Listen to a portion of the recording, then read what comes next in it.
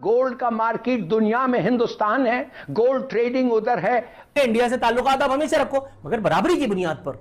किस मामले में तुम इंडिया से बराबरी करोगे, मुझे बताओ। तुम्हारे सिंगर्स वहां जाकर के रोजी रोटी दिहाड़ी पैदा करते थे, इंडिया ने जूते मार के बाहर निकाल दिया। नहीं कर सकते, जाओ करके दिखाओ।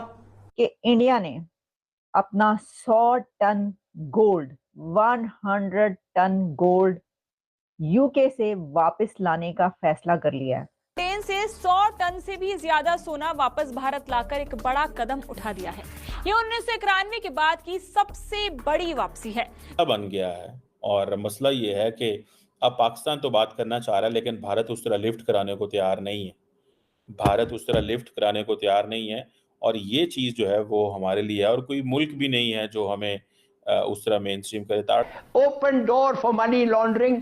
इस हद तक तो उन्होंने हमें कह दिया है कि बैंक के थ्रू मनी परचेसेस और गोल्ड परचेसेस होंगे। क्यों नहीं हिंदुस्तान में ऐसा हो सकता है। लेकिन आज की बात है, हमारे 6 लोगों पर बॉर्डर से काफी दूर बैठे थे, ईरान की आर्मी ने हमला करके हमारे 4 लोग मर गए हैं, फौत हो गए उसी वक्त ही, लेकिन 2 बहुत शदीद जख्मी हैं। एक तरफ हम देखते हैं कि नरेंद्र मोदी साहब जो हैं वो अगर जीत रहे हैं और ताकत से जीत रहे हैं, ठीक है, बड़े नंबर जो हैं वो उनके आते हैं, तो इट मीन्स वो इतने ताकतवर होंगे तो शायद वो महसूस करेंगे कि पाकिस्तान से बात करने की जरूरत ही कोई नहीं। मेरे प्यारे वतन, हमारे प्यारे वतन पाकिस्तान को कमजोर करना चाहते हैं कि मुल्क को एफएटीएफ में ब्लैक लिस्ट करवाया जाए। ऐसा ही है नाजरीन। भारतीय रिजर्व बैंक के अनुसार मार्च 2024 के अंत तक आरबीआई के पास कुल 822.1 टन सोना था, जिसमें से 413.8 टन सोना विदेशों में जमा था। भारत ने भी सरतोड़ कोशिश की कि पाकिस्तान एफएटीएफ की ब्लैक लिस्ट में चला जाए। अब आप इसको हुस्न इत्तेफाक कहेंगे या ये कोई साजिश है? तो क्या करेंगे आगे? देखिए यही हुआ ना, अफगानिस्तान वाले भी यही कहते हैं हमारे बारे में, इंडिया वाले भी यही कहते हैं। तो यार अब मसला तो हम ही होगा ना, मसला तो हम ही होगा ना। एग्जैक्टली, पहले तो हम कहते हैं कि नहीं यार ये खराब है, नमक खराब है। आप कहेंगे इतना बहुत सारा गोल्ड, इंडिया का ये गोल्ड यूके में क्या कर रहा था, इंग्लैंड में क्या कर रहा था, क्या उनको उधार दे रखा था? नमस्कार दोस्तों, आप जानते हैं कि भारत ने अपना जमा इंग्लैंड के अंदर 100 टन सोना है जो इंडिया वापस लाने का फैसला किया है। आरबीआई ने बताया है कि अपना जो यूके के अंदर सोना था उसमें से 100 टन सोना वापस लाएंगे और रिजर्व बैंक में रखेंगे। और इस पर पाकिस्तान मीडिया की नज़रें बनी हुई है। पाकिस्तान मीडिया अपने रिलेशन है जो इंडिया से बनाना चाहता है कि इंडिया से अपने रिलेशन बनाओ, लेकिन बराबरी के टर्म पर बनाओ। आइए इस पर देखते हैं पाकिस्तान मीडिया का रिएक्शन। इंडिया से ताल्लुकात आप हमेशा रखो, मगर बराबरी की बुनियाद पर। किस मामले में तुम इंडिया से बराबरी करोगे, मुझे बताओ। तुम्हारे सिंगर्स वहां जाकर के रोजी रोटी दिहाड़ी पैदा करते थे, इंडिया ने जूते मार के बाहर निकाल दिया। नहीं कर सकते, जाओ करके दिखाओ। तुम ऐसा क्या कर लोगे इंडिया, तुम जो सकाफती ताइफे और फलाना चीजें भेज भेज करके अपना दाल दलिया चलाया करते थे, जब बाहर से टेलीफोन आता है तो इंडिया से दोस्ती हमारे फायदे में हो जाती है, वरना हम इंडिया के दुश्मन। इंडिया के मामलात पे हमारी नजर, इंडिया के फौजी बजट पे हमारी नजर अपनी फटी सिल नहीं रही है, माजरत के साथ। मुल्क को कमजोर करना, पाकिस्तान को कमजोर करना, ये है इनकी साजिश, ये है इनकी बड़ी साजिश कि पाक फौज को कमजोर करके मेरे प्यारे वतन, हमारे प्यारे वतन पाकिस्तान को कमजोर करना चाहते हैं कि मुल्क को एफएटीएफ में ब्लैक लिस्ट करवाया जाए। ऐसा ही है नाजरीन। भारत ने भी सरतोड़ कोशिश की कि पाकिस्तान एफएटीएफ की ब्लैक लिस्ट में चला जाए। अब आप इसको हुस्न इत्तेफाक कहेंगे या ये कोई साजिश है?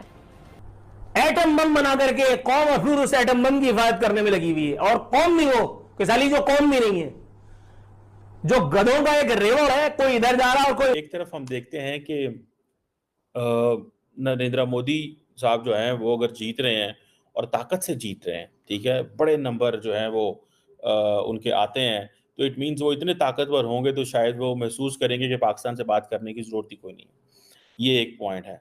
दूसरा पॉइंट ये है कि एक तरफ हम ये महसूस करते हैं कि पाकिस्तान की लीडरशिप जो है वो जिसे वो कहेंगे तैयार बैठी हुई है, लेकिन ट्रस्ट नहीं किया जाता। वो ट्रस्ट इसलिए नहीं किया जाता क्योंकि वो समझते हैं कि अगर हम ट्रस्ट करें तो किस पे करें।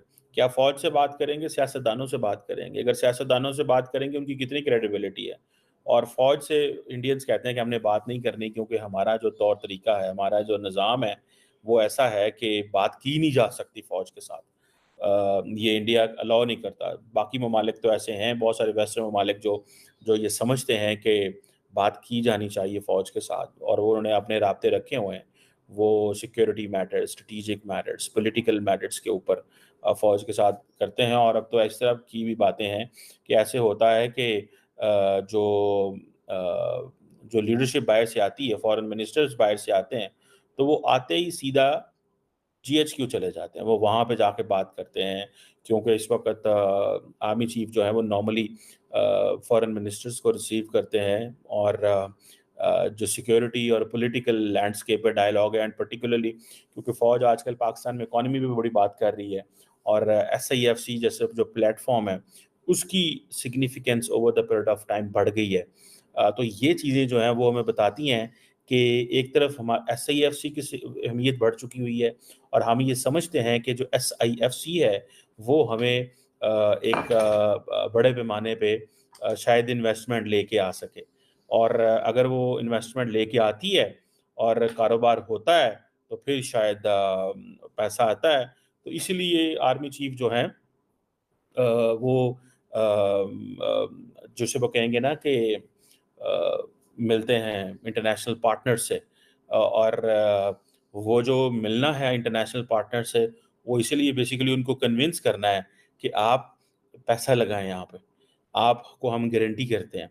सो इसलिए फ़ौज मिलती है, और इसीलिए जो जिसे कहेंगे ना फ़ौज मिलती है, और फ़ौज को ये है कि अगर हम मिलेंगे तो शायद वो जो इन्वेस्टर है उसका हम ट्रस्ट विन कर सकें। अदरवाइज़ क्योंकि पॉलिटिकल गवर्नमेंट के ऊपर कोई ट्रस्ट नहीं करता, वो उस तरह कोई इंगेज नहीं करता पॉलिटिकल गवर्नमेंट को। उनको वो जिसे वो कहते हैं ना जिसे वो कहेंगे ना कि एक तरफ वो इंगेज नहीं करता, ठीक है जी।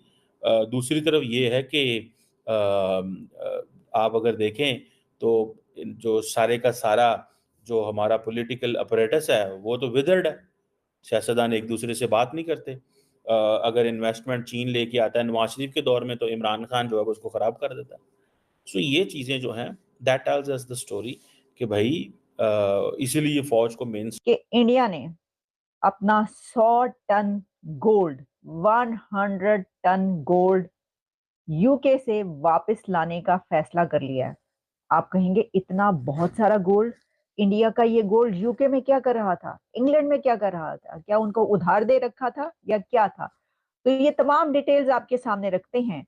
हुकूमत हिंदुस्तान, भारत की हुकूमत का ये फैसला है। RBI, reserve bank of India ने अब ये फैसला किया है कि वो अपना 100 ton gold, 1 lakh kilogram gold, 1 lakh kilo gold England से वापस लाए। और इंडिया का सिर्फ इतना ही गोल्ड इंग्लैंड में नहीं है, बल्कि इंडिया का इससे कहीं ज्यादा गोल्ड इंग्लैंड में अभी पड़ा है, और इंग्लैंड में अभी तकरीबन 350 टन गोल्ड इंडिया का और मौजूद है। और ये गोल्ड, भारत का ये गोल्ड इंग्लैंड के बैंक में मौजूद है, एक डिपॉजिट की तरीके से। ऐसा क्यों है? तो देखिए 1991 में ये किया गया था कि उस वक्त सिक्योरिटी के प्रॉब्लम्स थे और बहुत